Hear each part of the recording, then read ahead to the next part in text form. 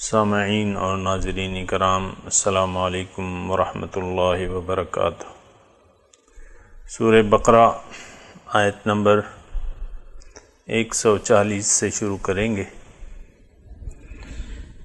اعوذ باللہ من الشیطان الرجیم، بسم اللہ الرحمن الرحیم۔ ام تقولون ان ابراہیم واسماعیل واسحاق ویعقوب والاسباط كانوا هودا او نصارا قل اانتم اعلم ام اللہ ومن اظلم ممن كتم شہادة عنده من اللہ وما اللہ بغافل عما تعملون۔ تلك امة قد خلت لها ما كسبت ولكم ما كسبتم ولا تسألون عما كانوا يعملون۔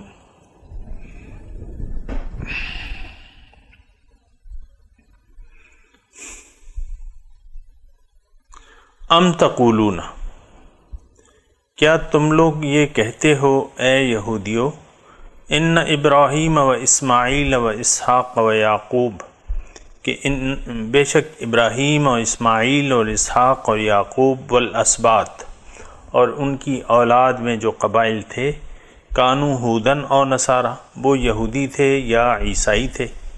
قل اانتم اعلم ام اللہ، آپ ان سے پوچھئے کہ کیا تم بہتر جانتے ہو یا اللہ تعالیٰ۔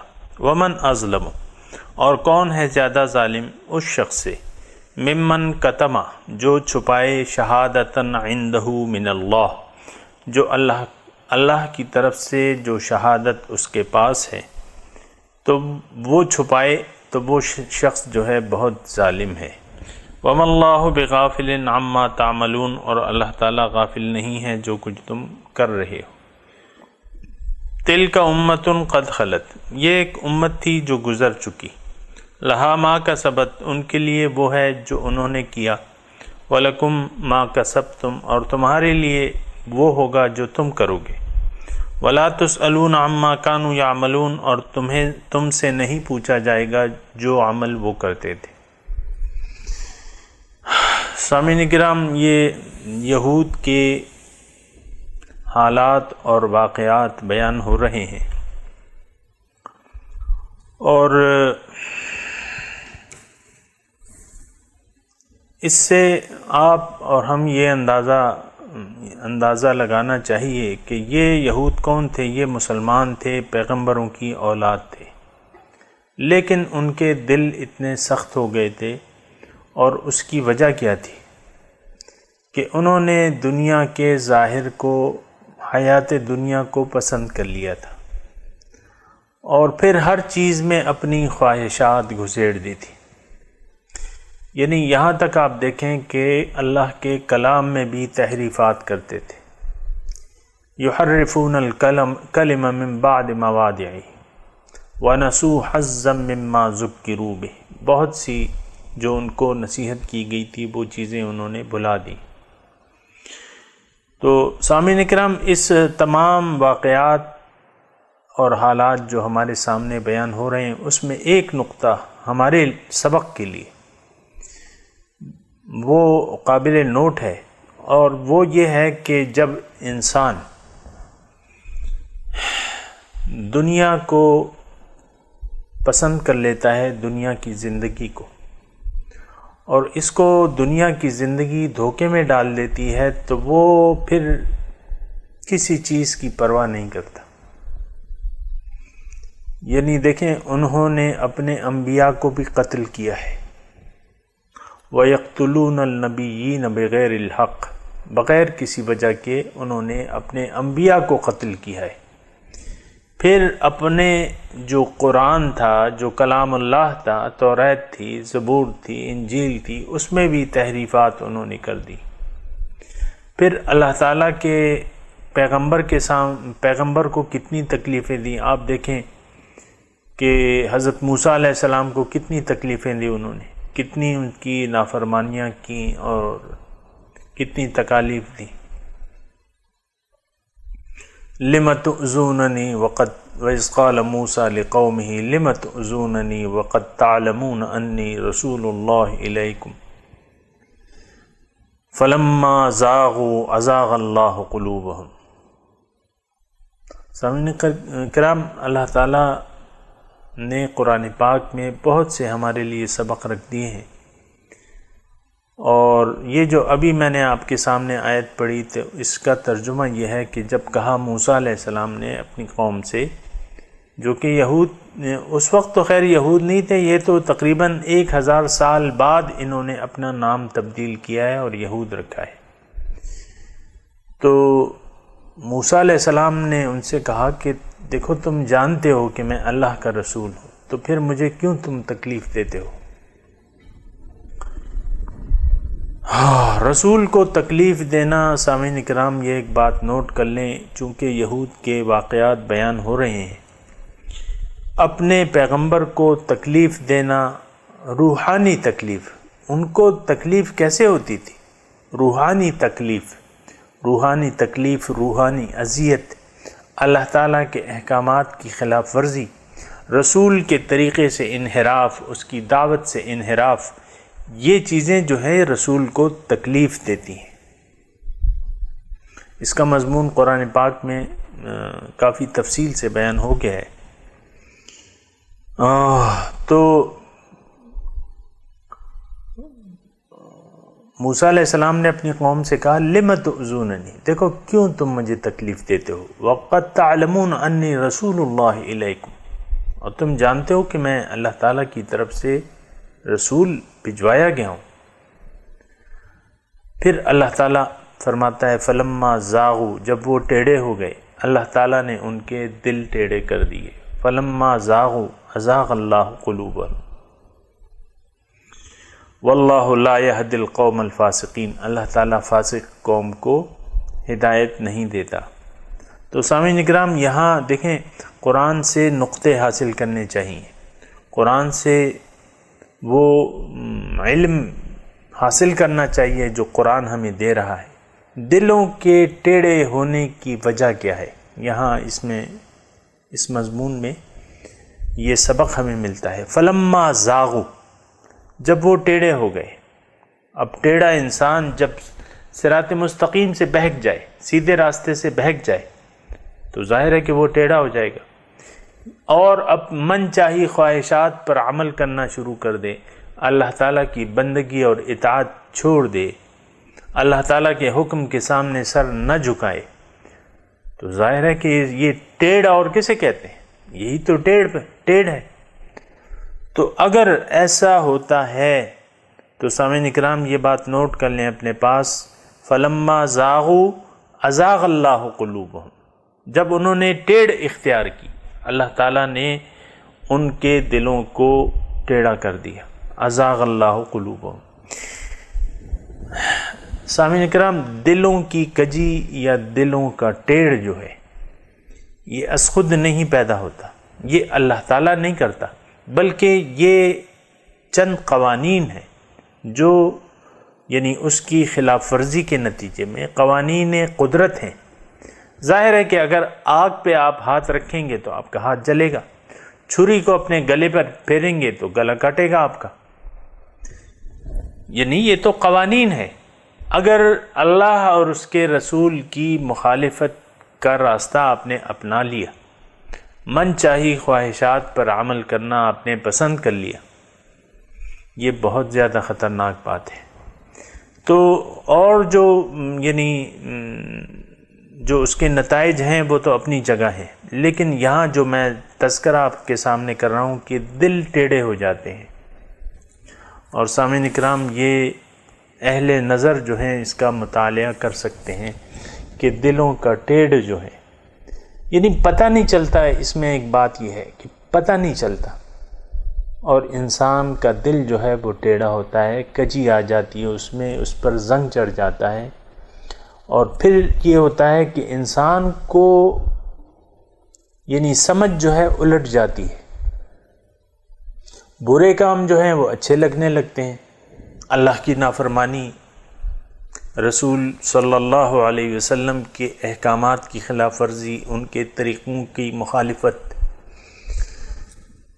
تو یہ راستہ جب انسان اپنے لیے پسند کر لیتا ہے تو پھر یہ ہوتا ہے کہ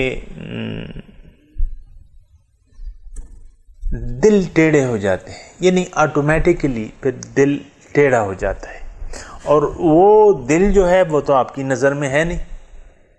آپ نے ایک ٹیڑھے راستے کا انتخاب کر لیا، اب اس کا اثر جو ہے، آپ کے اعمال کا اثر جو ہے وہ آپ کے دل پہ پڑتا ہے۔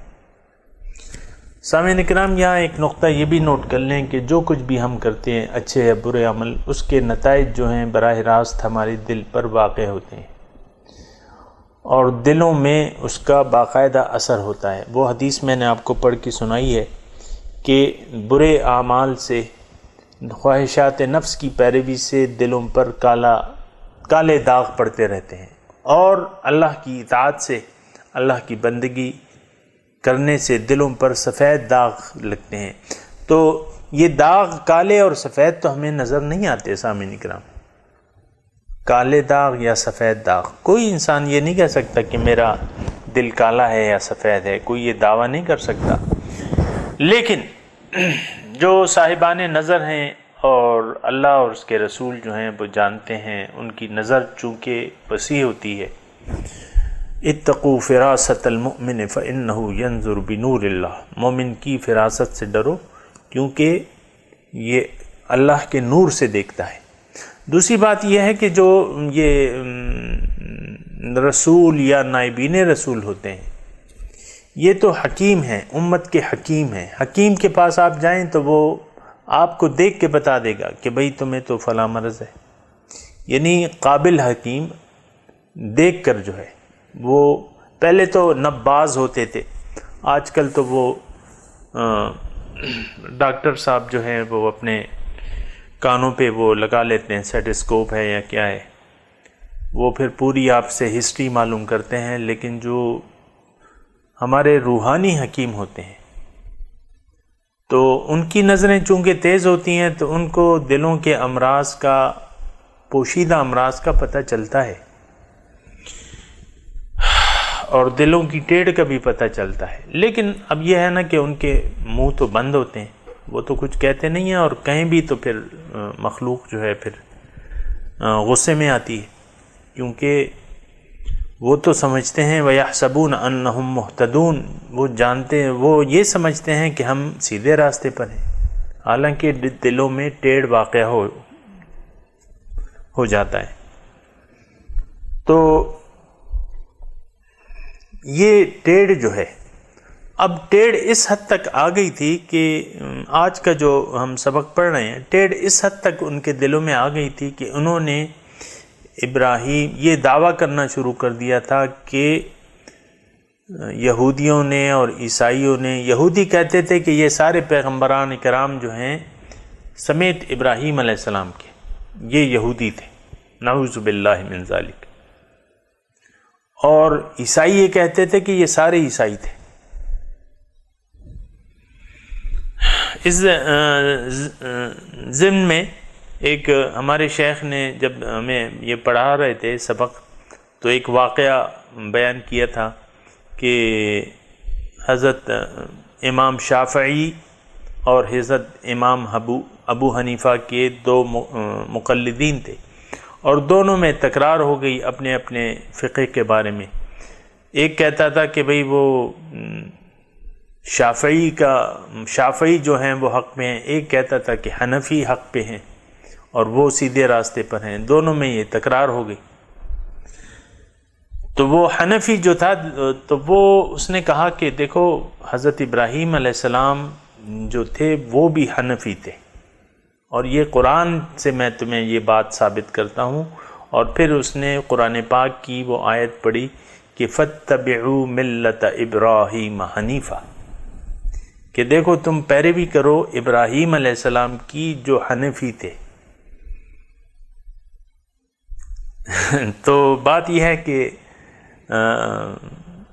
جب ناسمجھی آ جاتی ہے نا تو پھر اس قسم کے واقعات ہوتے ہیں۔ تو اس قسم کے واقعات جو تھے وہ بھی یہ دعویٰ کرتے تھے، یہودی یہ دعویٰ کرتے تھے کہ ہمارے تمام پیغمبران کرام جو تھے وہ یہودی تھے۔ عیسائی دعویٰ کرتے تھے کہ نہیں، تم لوگ غلط کہتے ہو، ہمارے جو تمام پیغمبران کرام ہیں وہ عیسائی تھے، عیسائی مذہب تھے۔ تو اللہ تعالیٰ ان سے مخاطب ہے کہ ان تقولون ان ابراہیم و اسماعیل و اسحاق و یعقوب والاسباط کانوا ھودا اور نصارا، تم کیا کہتے ہو کہ ابراہیم اور اسماعیل اور اسحاق اور یعقوب اور ان کی اولاد میں جو بھی قبائل تھے، ظاہر ہے کہ وہ حضرت یعقوب علیہ السلام کے 12 بیٹے تھے اور 12 بیٹے سے پھر 12 قبیلے بن گئے، وہ کانوا ھودا اور نصارا، تم کیا کہتے ہو کہ وہ یہودی تھے یا عیسائی تھے؟ تو آپ ان سے پوچھئے کہ قل اانتم اعلم ام اللہ، کہ تم بہتر جانتے ہو کہ اللہ تعالیٰ بہتر جانتا ہے۔ ومن اظلم، اور کون ہے زیادہ ظالم، ممن کتم شہادۃ عندہ من اللہ، جو اس کے پاس جو شہادت ہے اللہ تعالیٰ کی جانب سے ان کی کتابوں میں، وہ چھپائے۔ اب ظاہر ہے کہ یہ تمام باتیں جو تھیں یہ قرآن ان کی کتابوں میں بھی ظاہر ہے کہ توحید کی تعلیم ہر کتاب میں ہے، آخرت کا اس بات ہر کتاب میں ہے، اور پیغمبر کی رسالت کا تذکرہ ہر کتاب میں ہے۔ تو ان کے پاس جو بھی کتابیں تھیں، آپ کو پتہ ہے کہ قرآن جو ہے ہمارا 3 مباحث سے تذکرہ ہوتا ہے، اس کا توحید، رسالت، آخرت، اور تمام آسمانی کتابوں کی بنیادی باتیں تو یہی تھیں کہ بھئی اللہ کی توحید کا اقرار کرو، آخرت پر یقین کر لو اور رسالت کو مان لو۔ تو اسی طرح ان کے پاس جو کتابیں تھیں اس میں بھی یہی مضمون تھا، اور یقیناً یہی، اس میں تو کوئی شک و شبے کی بات نہیں ہے۔ پھر یہ ہے کہ اللہ تعالیٰ نے، یعنی انہوں نے عیسائیوں نے عزیر، حضرت عیسیٰ علیہ السلام کو خدا کا بیٹا یا خدا تسلیم کر لیا تھا، یہودیوں نے جو ہے وہ حضرت عزیر کو اللہ کا بیٹا قرار دیتے تھے۔ یہ کتابیں تھیں، یہ باتیں تو کتاب میں نہیں لکھی ہوئی تھی۔ آج بھی انجیل میں جو بائبل ہے یا انجیل ہے، جو کچھ بھی ہے، ان کی کتاب میں ایک سنگل یہ آیت نہیں ہے کہ عیسیٰ جو ہے وہ اللہ تعالیٰ کے بیٹے ہیں۔ یہ تو بعد میں انہوں نے اپنے آپ سے کچھ گڑ گڑا لیا ہے۔ آج بھی یعنی ایون اس میں اتنی تحریفات انہوں نے کر دی ہیں، لیکن انجیل میں، بائبل میں سنگل ایک آیت نہیں ہے کہ اس میں یہ تذکرہ ہو کہ عیسیٰ علیہ السلام جو ہے وہ، اور یہی تذکرہ ہے کہ عیسیٰ علیہ السلام اللہ کے بندے ہیں۔ تو یہ ساری باتیں جو تھیں وہ ان کی کتابوں میں موجود تھیں، لیکن یہ لوگ جو تھے یہ کتاب کے احکامات چھپانے میں ماہر تھے۔ یہود اور نصارہ یہ دونوں جو تھے کتاب کے یہ احکامات، یعنی دیکھیں ساری کتابوں میں، کسی مثال کے طور پہ میں عرض کر رہا ہوں، سود جو ہے کسی مذہب میں حلال نہیں ہے، کسی شریعت میں سود حلال نہیں، لیکن یہودی مشہور ہیں۔ سودی کاروبار کے جو بنیادی وہ ہیں تو وہ تو یہود ہیں، چلے آ رہے ہیں پرانے زمانے سے۔ تو حالانکہ کتاب میں تو اس کی حرمت واضح ہے۔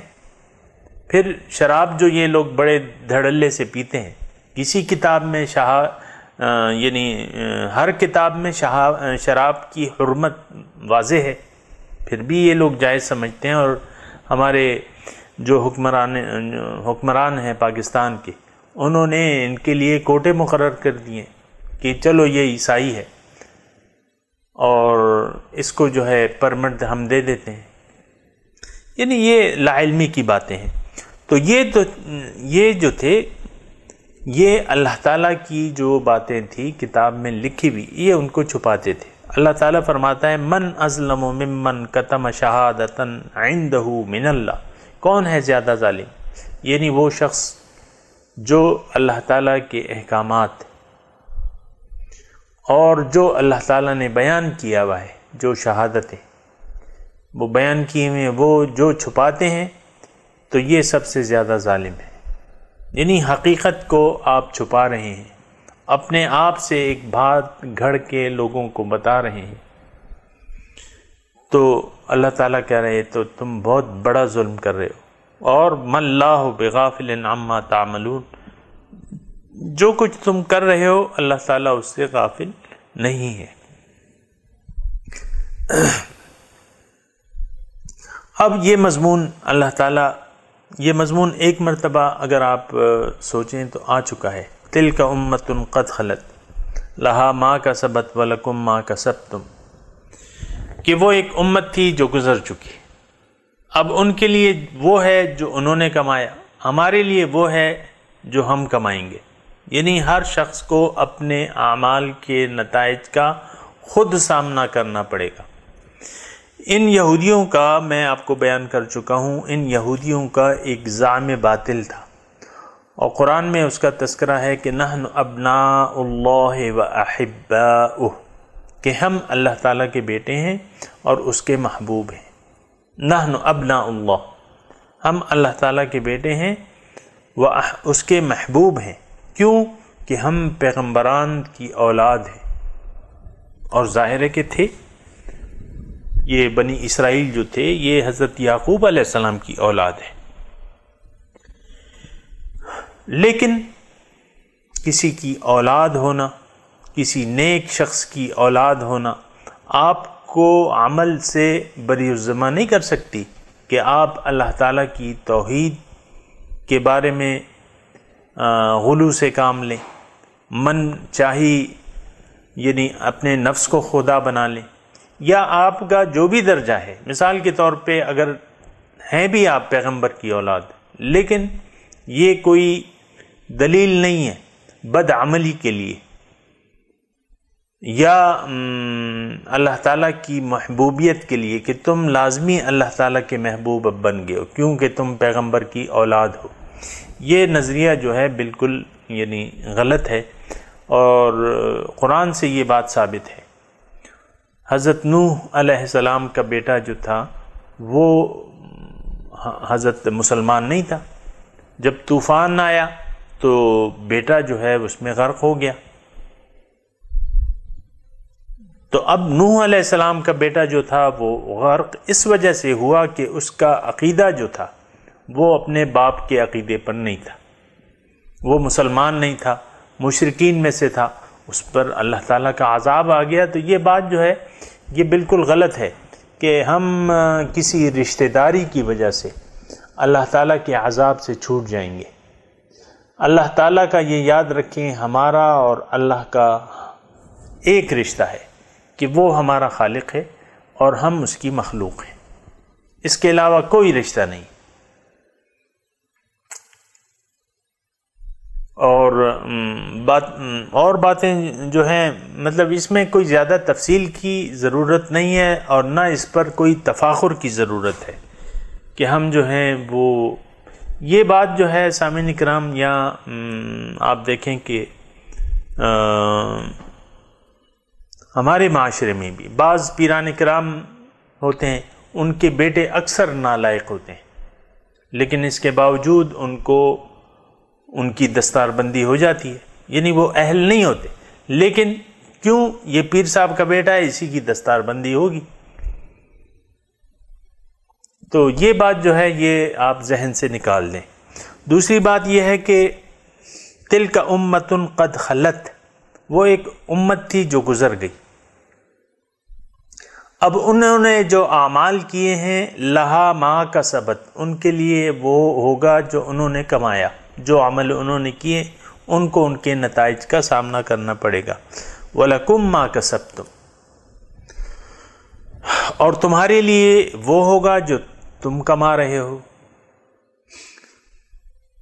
کل نفس بما کسب رہین، اللہ تعالیٰ فرماتا ہے ہر ایک نفس جس نے جو کما رہا ہے اس میں وہ رہن ہے، اس کا جو فیصلہ ہوگا وہ اس پر ہوگا جو اس نے اعمال کیے۔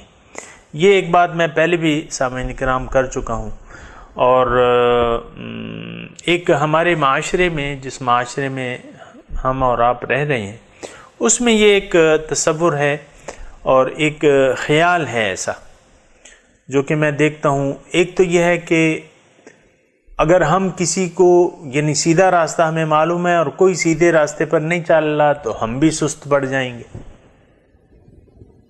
بھئی کوئی عمل تو نہیں کر رہا، ہم کیوں کریں؟ یعنی زبان سے نہیں کہتے، لیکن معاشرے کی تقلید کرتے ہیں، معاشرے کی تقلید کرتے ہیں۔ مثال کے طور پہ وہ مولانا محمد علی جوہر تھے اور گاندھی تھے، وہ ایک وقت میں جیل میں ایک جگہ رومیٹ تھے، کسی بھی تحریک کے نتیجے میں جیل میں تھے، انگریزوں کی جیل میں بند ہو گئے تھے، انگریزوں نے گرفتار کر کے بند کر دیا تھا۔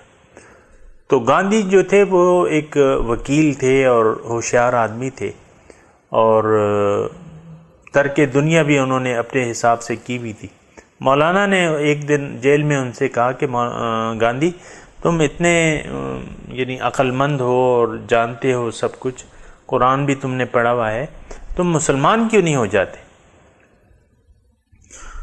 تو گاندھی جی نے ان کو کہا کہ مولانا تم کون سے اسلام کی بات کرتے ہو؟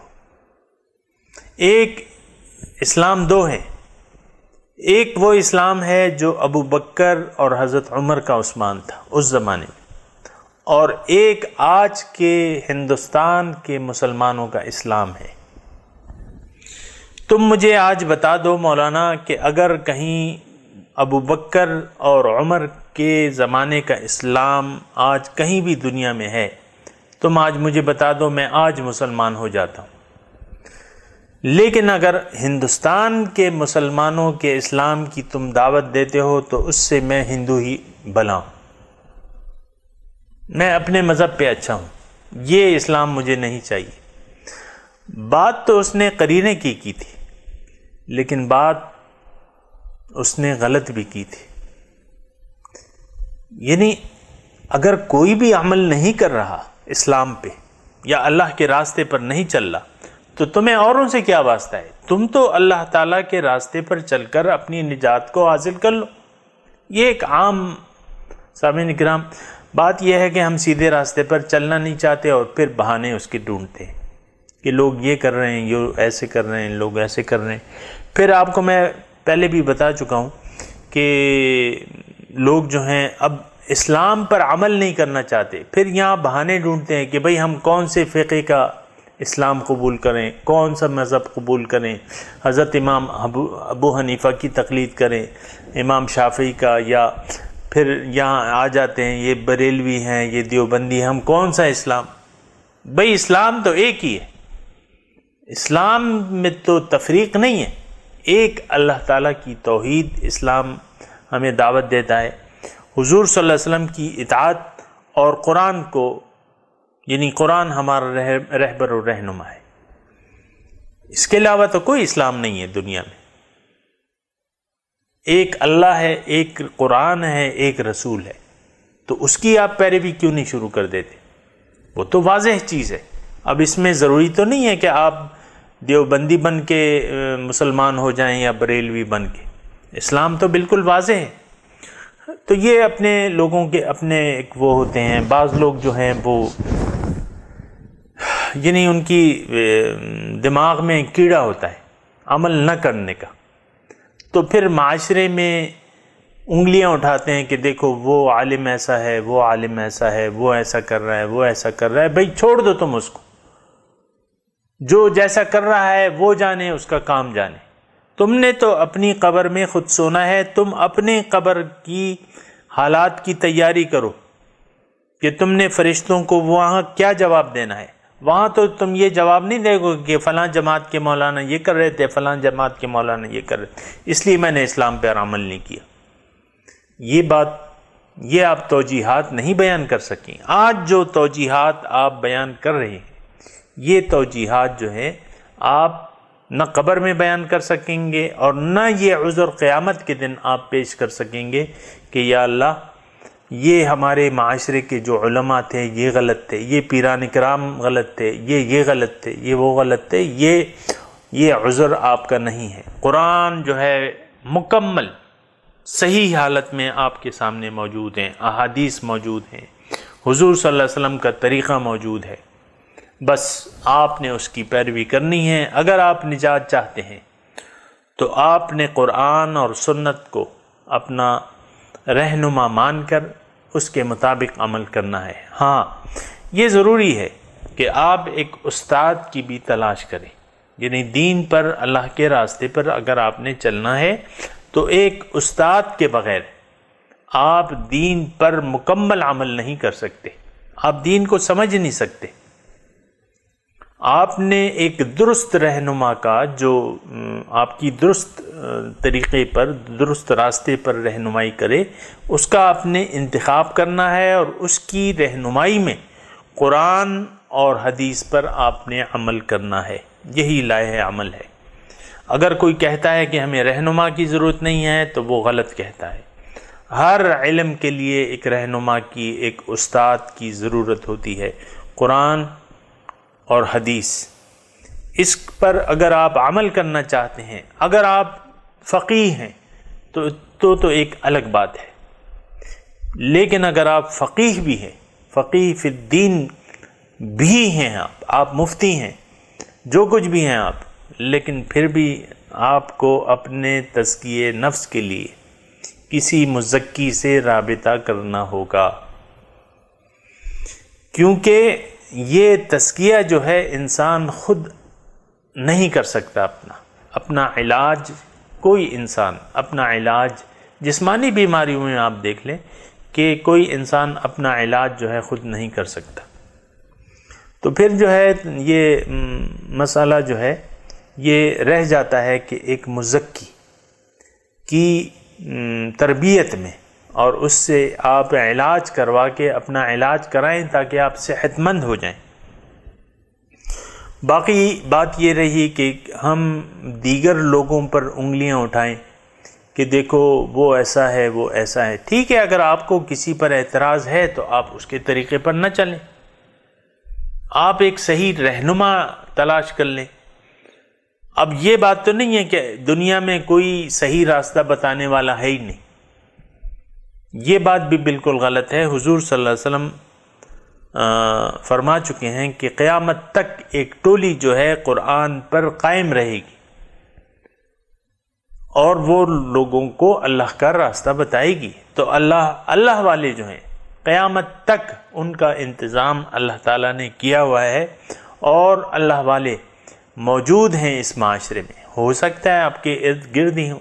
ان میں ایک بات یہ ہوتی ہے کہ یہ لوگ دعویٰ نہیں کرتے، یہ لوگ پیغمبر جو ہے وہ دعویٰ کرتا ہے، اس کی ضرورت ہے دعویٰ کرنا کہ انی لکم رسول امین، میں تمہاری طرف رسول، اللہ تعالیٰ کا رسول ہوں۔ اب چونکہ قرآن اور حدیث ہمارے پاس موجود ہیں، اب یہ ہے نا کہ ہمیں ایک سچے آدمی کی تلاش کرنی ہے۔ اللہ تعالیٰ نے ہمیں حکم دیا ہے، یا ایھا الذین آمنوا اتقوا اللہ وکونوا مع الصادقین، اے ایمان والو اللہ کا تقوی اختیار کرو اور سچوں کی معیت اختیار کر لو۔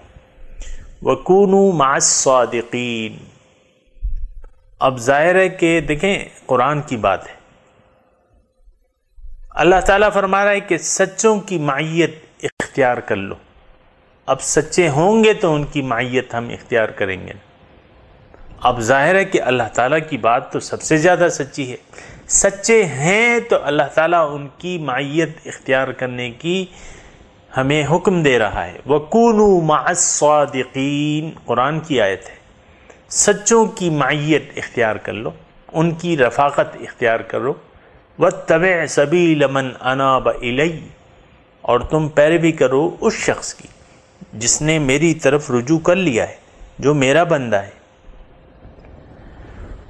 تو اگر کسی نے رجوع نہیں کیا، یا ایسے امکانات ہی نہیں ہیں کہ بھئی آج کل تو کوئی یعنی یہ ایک مسئلہ ہے، بعض ذہنوں میں یہ ہوتا ہے کہ یار پرانے زمانے میں دیکھو وہ شیخ عبد القادر جیلانی رحمۃ اللہ علیہ تھے، حضرت خواجہ نظام الدین اولیاء تھے، اور مختلف خواجہ غلام فرید تھے اور داتا صاحب تھے اور یہ تھے وہ تھے، ہر جگہ یعنی.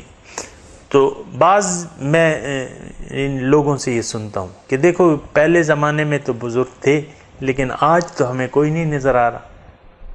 بھئی تم تلاش کرنے والے بنو، تمہاری تڑپ نہیں ہے سچی.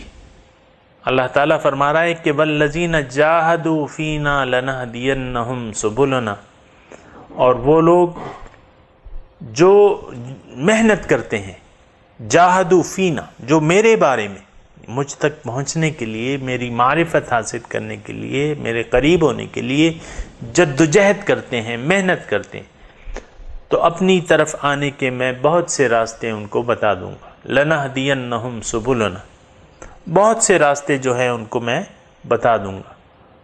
اور کیوں نہ بتاؤں، وَإِنَّ اللَّهَ لَمَعَ الْمُحْسِنِينَ، اللہ تعالیٰ تو نیکوکاروں کے ساتھ ہے.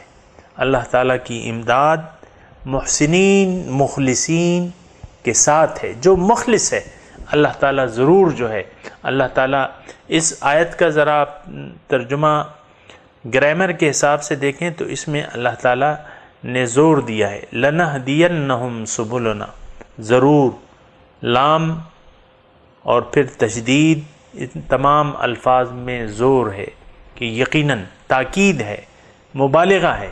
لَنَهْدِيَنَّهُمْ سُبُلُنَا، اپنی طرف آنے کے بہت سے راستے میں ان کو کھول کے بتا دوں گا.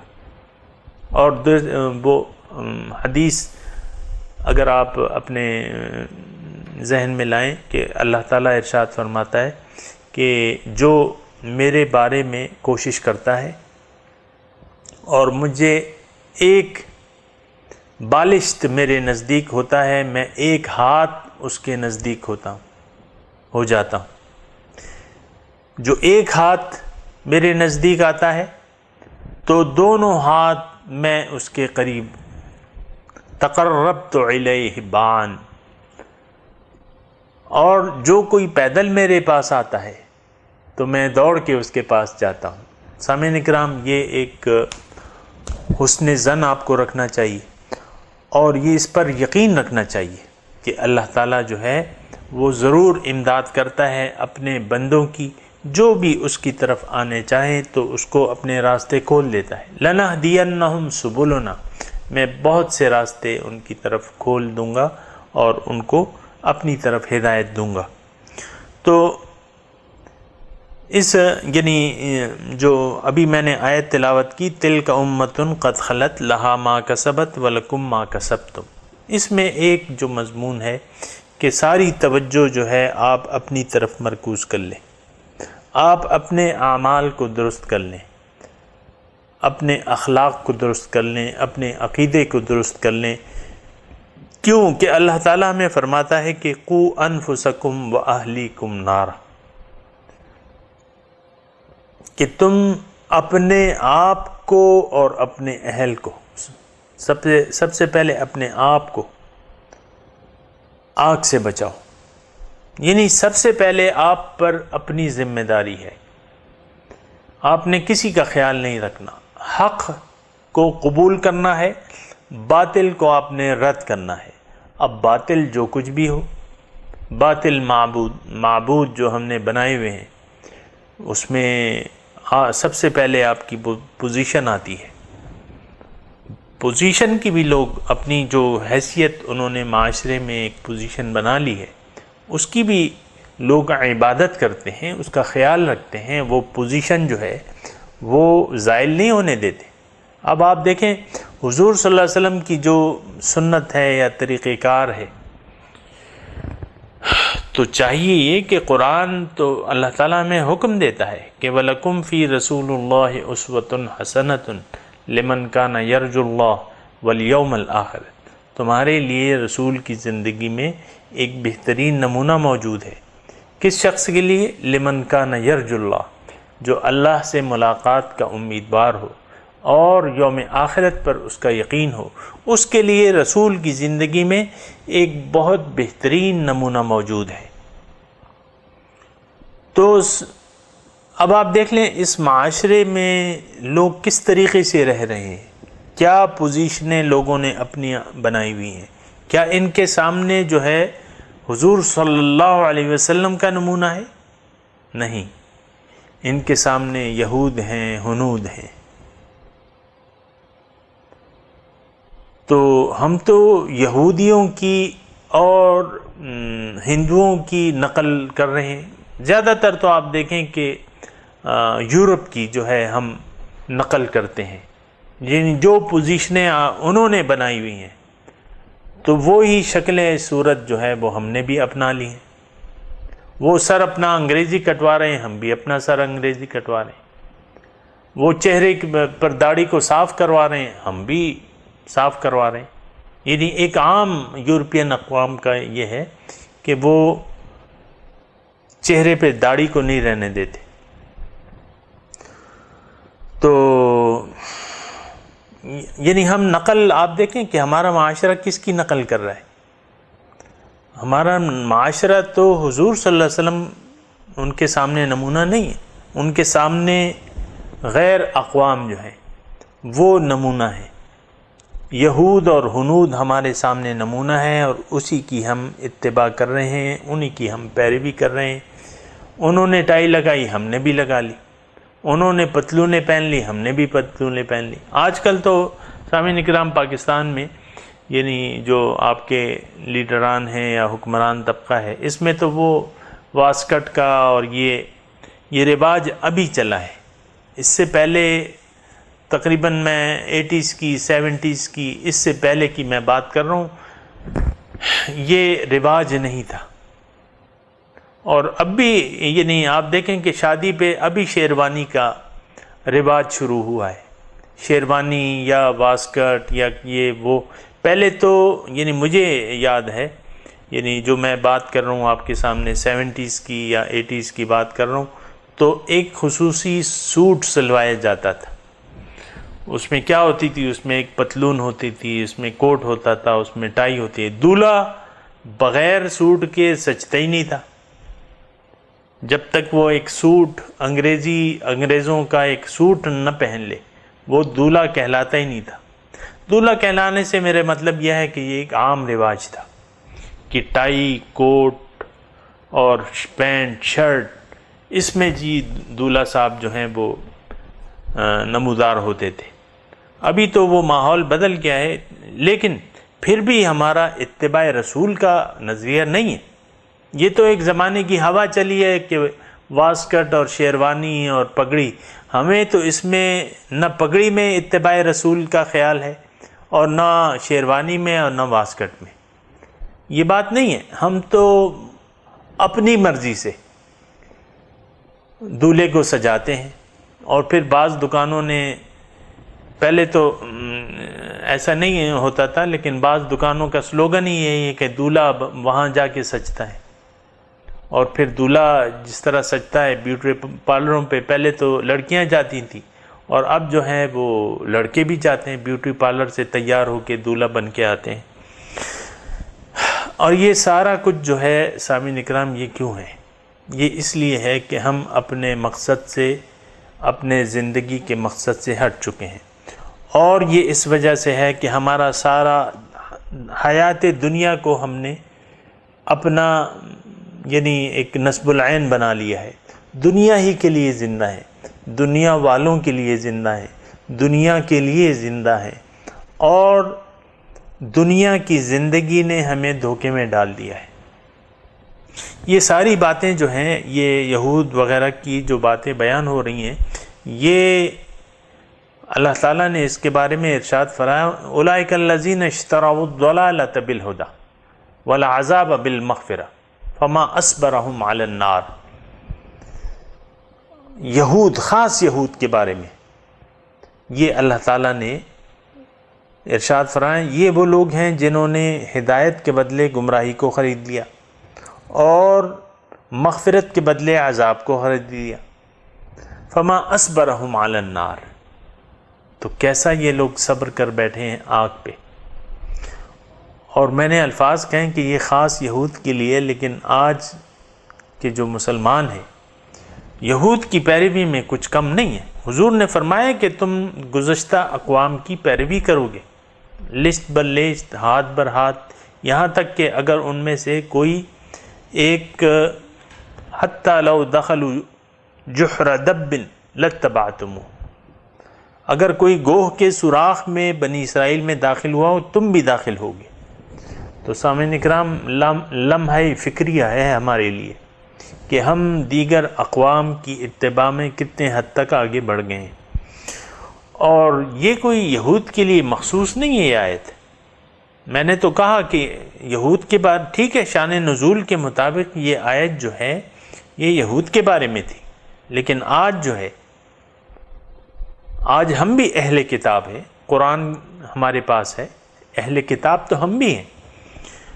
تو آپ دیکھیں کہ کیا ہم نے ہدایت کے بدلے گمراہی کو نہیں خرید لیا ہے؟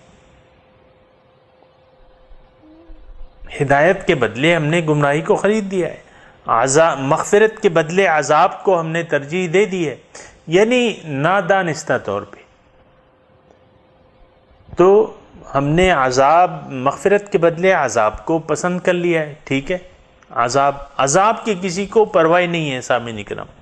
آج عذاب کی، اللہ کے عذاب کی، اللہ کی ناراضگی کی، اللہ کی تیار کی ہوئی دوزخ کی کسی کو پرواہ نہیں ہے۔ اور دوزخ وغیرہ ایک الگ بات ہے، نہ جنت کی طلب ہے انہیں، اگر ہے تو صرف الفاظ کی حد تک ہے، جنت کی طلب جو ہے صرف الفاظ کی حد تک ہے۔ تو بہرحال یہ ساری باتیں سامعین کرام اس وقت ہوں گی جب اللہ تعالیٰ کو دنیا کی زندگی کو ہم ترجیح نہ دیں اور یہ ہمیں دھوکے میں نہ ڈال دیں۔ اگر ہم دھوکے میں پڑ گئے کہ دنیا ہی کی زندگی ہے ساری، اور یہیں اگر کسی نے کما لیا اور بنا لیا دنیا کو تو وہی شخص کامیاب ہوگا، تو پھر یہ ہے نا کہ پھر سیدھا راستہ جو ہے وہ اس سے غلط ہو جائے گا۔ اللہ کے راستے پر چلنا ہمارا منزل مقصود ہے، یعنی اللہ تعالیٰ ان ربی علی صراط مستقیم، میرا رب جو ہے وہ سیدھے راستے پر ہے، قرآن کی آیت ہے۔ رب کو مقصود بنا کے سیدھے راستے پر چلنا ہماری ضرورت ہے، لیکن آپ دیکھیں کہ ہم سیدھے راستے پر نہیں چل رہے ہیں، ہم تو ادھر ادھر راستے ہم نے جو کہ اس کی طرف تو نہیں چاہتے۔ وعلی اللہ قصد السبیل ومنہا جائر، اللہ تعالیٰ فرماتے ہیں کہ سیدھا راستہ تو اللہ تک جا پہنچتا ہے، اور ان میں سے بعض راستے جو ہیں وہ ٹیڑھے ہیں جو اللہ تعالیٰ تک نہیں پہنچتے۔ تو ٹیڑھے راستے پر چلنا، یہ ہم تو ٹیڑھے راستوں پر چل رہے ہیں۔ سامعین کرام اچھی طرح دیکھ لیں یہ باتیں، یہ جو کچھ بھی میں کر رہا ہوں یہ ایک روایتی نہ تو تفسیر ہے اور نہ یہ روایتی باتیں ہیں کہ آپ یہ باتیں سن کے جو ہیں عش عش کر اٹھیں یا میری تعریف کریں یا یہ بڑا اچھا ہے یہ وہ، نہیں، اس لیے تھوڑی ہے، یہ اس لیے ہے کہ ہم اور آپ اللہ کو مقصود بنا کے اللہ کے راستے پر چلنا شروع کر دیں۔ اس کے علاوہ میرا نہ کوئی مقصد ہے ان باتوں سے، نہ اور کوئی میں نے اپنی علمیت جتانی ہے آپ پر۔ تو بات یہ ہے کہ اللہ تعالیٰ فرما رہا ہے کہ تلک امت قد خلت، یہ ایک امت تھی جو گزر گئی، لہا ما کسبت، ان کے لیے وہ کچھ ہے جو انہوں نے کیا، وَلَكُمْ مَا كَسَبْتُمْ، اور آپ کے لیے وہ کچھ ہے جو آپ کرو گے، وَلَا تُسْأَلُونَ عَمَّا كَانُوا يَعْمَلُونَ، اور تم سے نہیں پوچھا جائے گا جو وہ کرتے تھے، یعنی ان کے اعمال کا اثر تم، اگر وہ نیک تھے تمہارے آباء و اجداد، تمہیں اس سے حصہ نہیں ملے گا، تم نے تو جو کمایا ہے وہ تمہارے سامنے آئے گا، اگر اللہ کی بندگی کی ہے تب، اور اللہ تعالیٰ کی نافرمانی کی ہے تب، دونوں صورتوں میں تمہیں تمہارے اعمال کا بدلہ ضرور ملے گا، اور تم سے ان کے اعمال کے بارے میں نہیں پوچھا جائے گا۔ سامعین کرام، یہ تقریباً اللہ تعالیٰ کا کہ ہم شکر گزار ہیں کہ اس نے ایک اچھے طریقے سے ہمیں پہلا سپارہ آج اختتام پذیر ہے، اور ہم اللہ تعالیٰ کے دربار میں شکر گزار ہیں کہ اس نے ہمیں اتنی توفیق دی کہ ہم اس سورت کا اچھے انداز سے اور ٹھہر ٹھہر کے مطالعہ کر سکیں، اس کو سن سکیں اور اس پر سوچ سکیں۔ تو آخری یعنی اس سورہ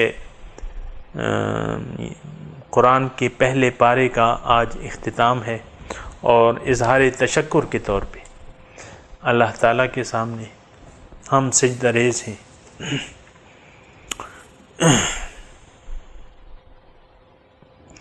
اور دعا گو ہیں کہ اسی طرح جس طرح اس نے ہمیں توفیق دی تو اسی طرح دوسرا سپارہ انشاءاللہ ہم شروع کریں گے، اور اللہ تعالیٰ سے دعا ہے کہ ہمیں اس کو پڑھنے اور اس پر عمل کرنے کی توفیق عطا فرمائے۔ وآخر دعوانا ان الحمد للہ رب العالمین۔ السلام علیکم ورحمۃ اللہ وبرکاتہ۔